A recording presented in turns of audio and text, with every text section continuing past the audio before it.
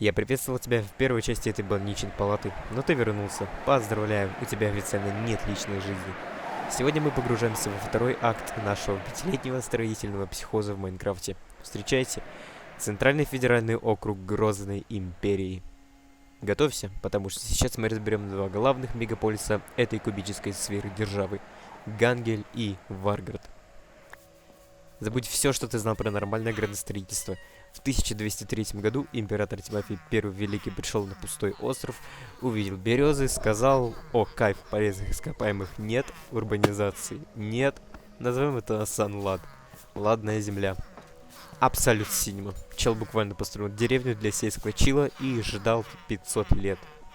До 1404 года на острове тайно существовала система рабства. Вдумайтесь, император 200 лет не знал, что у него под носом чел держит рабскую усадьбу. Он что, в АФК стоял? В 1404 году император зашел на сервер, охренел, впаял рабовладельцу пожизненный бан, а место назвали «Деревня бывших рабов». Какая поэтичная недвижимость, риэлтор в восторге.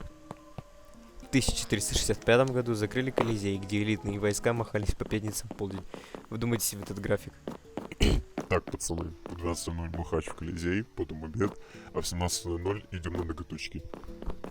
Самое смешное, что в 1960 году его восстановили для показательных боев без смертельного исхода.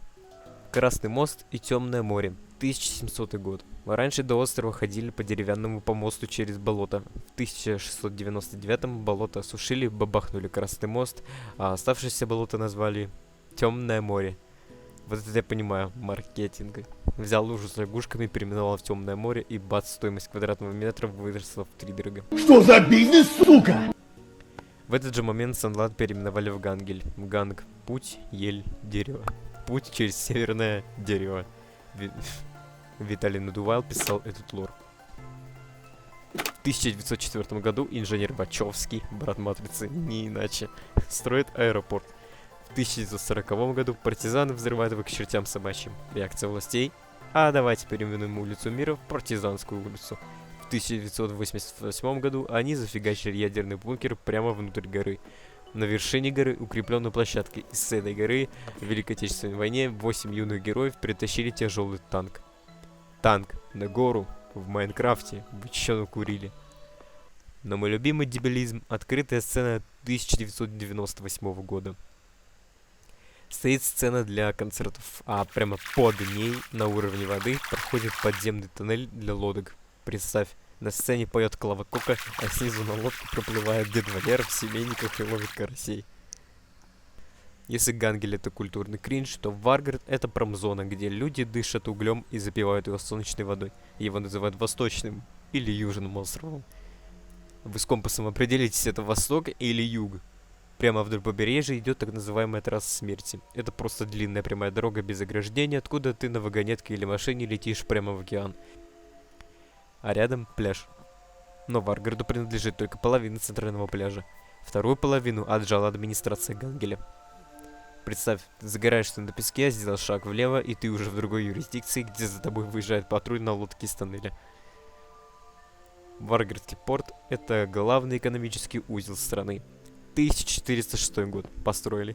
1603 год стерли в порошок на войне. 1655 еле-еле восстановили. 1811 обновили. 1939 снова разбомбили вдребезги. Этот порт не виновен, за что его так жизнь бьет. Это самый страждающий порт за всю историю кубических серверов. В Варгарде стоят гигантские шахты угля, из золота работает завод, и, внимание, в Варгарде находится единственный в стране отель. Вся Грозная Империя — это огромная страна, но если ты турист, у тебя всего один отель на всю карту. Не успел забронировать номер, иди спи в деревне бывших рабов Гангель на березовые листья. Что еще есть в Варгарде? Монумент 4 голов в честь Дня Дружбы Народов. 4 огромные кубические башки смотрят для тебя и как бы говорят: зачем ты потратил 5 лет на эту игру. Музей современного искусства, 2017 год, от английского художника Эммона Пейчела.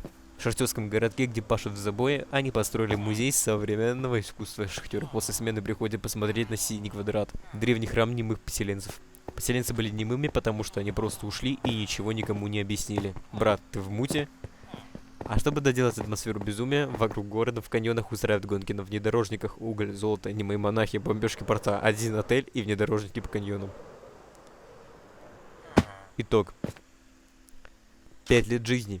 5 лет. Я вырисовывал Красный мост, строил бункеры в горах, высчитывал метры от сцены до тоннеля с лодками, чтобы в итоге осознать. Я построил идеальную модель российской глубинки с элементами киберпанка и древнеримских боев. Если ты хочешь третью часть, где я буду разносить оставшиеся локации этого кубического дурдома, ставь лайк, пиши в комментарии, подписывайся на канал. А если не подпишешься, я отправлю тебя жить в Аргатский отель без вида на море. Всем пока.